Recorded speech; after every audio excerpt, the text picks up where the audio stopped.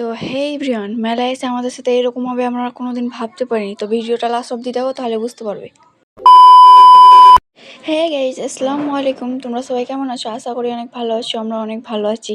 তো আজকে সকালবেলা আমরা দিদির বাড়ি এসেছি। তো দিদির বাড়ি এসে এখানে মেলা বসেছে, তো আমরা মেলা দেখতে এসেছি।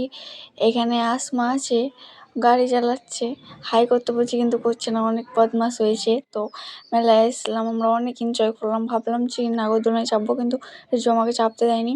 তোমরা কে এসেছো এই মেলাতে অবশ্যই কিন্তু কমেন্ট করবে। আর মেলাটা অনেক সুন্দর। অন্য বছর অনেক বড়োভাবে বসে, কিন্তু এবার অতটা বড় হয়নি, কারণ আমি 2 বছর এসেছি আর এই বছর আসলাম। তো এখানে আমার বড় দিদির বাড়ি। তো অনেক অনেক এনজয় হলো।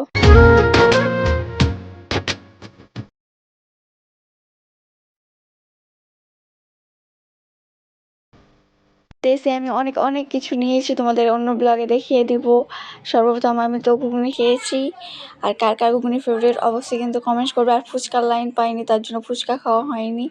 তো এখানে অনেক কিছু বিক্রি করছিল, তো আমি অনেক কিছুই নিয়েছি। এখানে দামটাও অনেক কম ছিল, তার জন্য আমি অনেক অনেক কিছু নিয়েছি।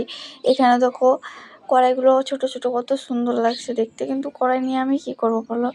চুড়িগুলো অনেক সুন্দর লাগছে।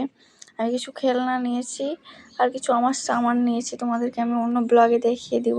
আরে হ্যাঁ, আর তোমাদেরকে তো বলা হয়নি আমি কোথায় মেলা দেখতে এসেছি। তো আমি আসছি বর্ষাপুকুর মেলা দেখতে, আর আমার দিদির বাড়ি হচ্ছে লক্ষ্মীডাঙ্গা ভাগল।